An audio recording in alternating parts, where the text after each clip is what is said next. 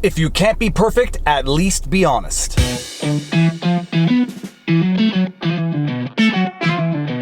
Viva Frei, Montreal litigator turned YouTuber, and it is time for a much-needed update in the situation of the arrest of Millie Weaver. But first, indulge me and let me open a slight parenthesis. We live in a day and age where people often mistake being wrong for being a liar. When someone makes a mistake or when someone is factually incorrect about something, people accuse that person not of being wrong but of being a liar, and there is a fundamental difference between the two. Being wrong is an error in fact. Being a liar is an error of character. And what I have noticed in my limited experience is that the people who accuse someone who is wrong of being a liar are oftentimes the people who are most reluctant to apologize for being wrong because they, in their own minds, assume everyone else is going to call them a liar the same way they called other people a liar. I hope that's clear enough. And this philosophy contributes to a world in which no one ever wants to admit to having made a mistake for fear of that admission being weaponized as an accusation of them being a liar, and so people don't admit when they make a mistake. Instead, they just double down on their own mistake. Now, I might be part of a small minority, pardon the redundancy, who in fact likes being wrong from time to time because it gives me the opportunity to show the world that I am not above admitting my mistakes and owning up to them. And this brings us right back to the Millie Weaver situation and my first vlog on the subject, where my focus as a question of law was on what I thought would have been burglary charges as relates to the documentation that was going to be released or included in her documentary Shadowgate. Not knowing what Millie Weaver was about to publish, how she obtained the information she was about to publish, and without getting into the question of whether or not you consider her to be a bona fide journalist, charging journalists with burglary raises interesting questions and does in fact have a chilling effect on journalism. I found the charge of burglary to be particularly suspicious when coupled with the other charges of domestic violence, tampering with evidence, and obstruction of justice, but as it turns out, as the situation developed, and especially Monday when the indictments were released, Millie Weaver wasn't actually charged with burglary, she was charged with robbery, and apparently it related to a $50 cell phone that her mother had. And so my initial vlog on the subject would have been like one of those law exam questions where you get the answer and analysis right, except you've presupposed incorrect facts which make your answer the correct answer to another question. Going right back to the beginning, when Millie Weaver was arrested, she took a video of the incident and posted it online, and it appeared that the police arresting her in the video didn't have the indictment with them, they didn't have the warrant with them, but we heard someone in the back say that she was being charged with burglary, to which Millie Weaver responded, burglary for what? They said that a grand jury indicted me for something. I have no idea what. Burglary?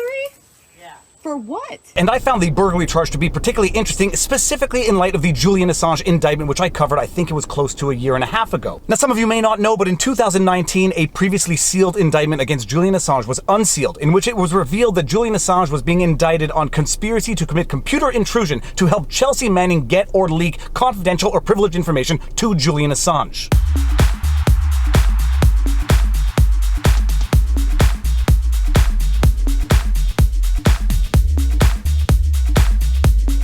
And in my mind, this was always an interesting legal question as to when a journalist can be held criminally liable for publishing classified or leaked information that is provided to them. Were these charges against Julian Assange just trumped up charges intended to punish him for having published classified information, or did he in fact commit a crime, and what is the line between being a journalist and being a hacker? So when I read that Millie Weaver had been arrested ostensibly on burglary charges, the very same day she published a documentary in which she allegedly published classified information that was leaked to her, that is immediately where my mind went. That is what I thought the question at law was going to be. Then when the secret indictments were made unsecret the Monday following her arrest, and it became clear that she was in fact arrested based on a family dispute that occurred in April based on indictment documents that were dated July 20th, 2020, well, I guess we had some more answers, which led to a lot more questions.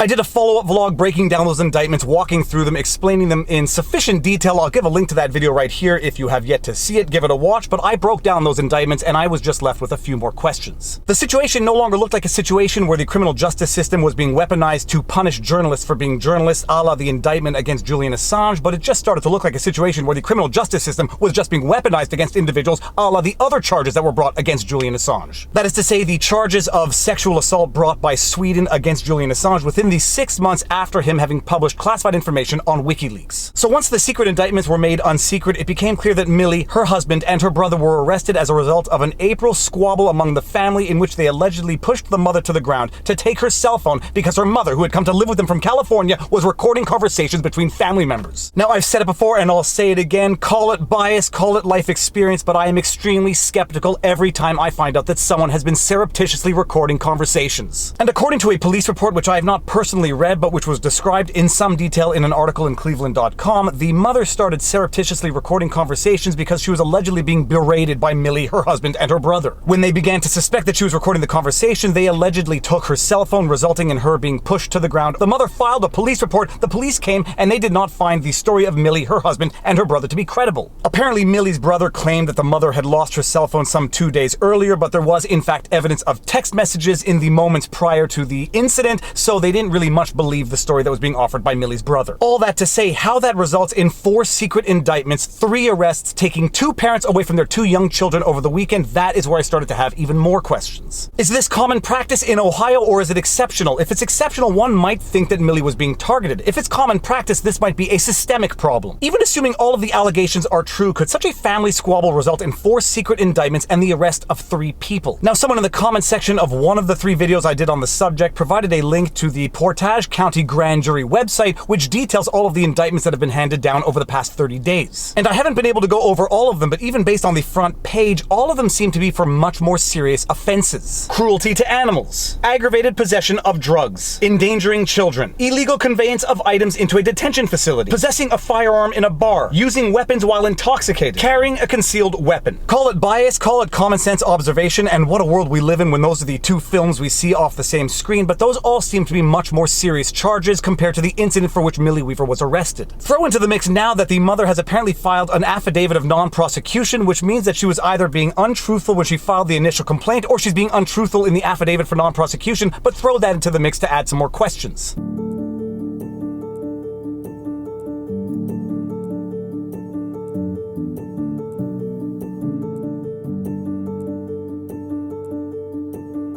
Throw into the mix the timing of the arrest, which apparently came the very same day she released her documentary, based on a warrant that had been issued almost a month earlier, and people are going to have some questions. I think I need to close this sunroof because the lighting is a little distracting and shocking.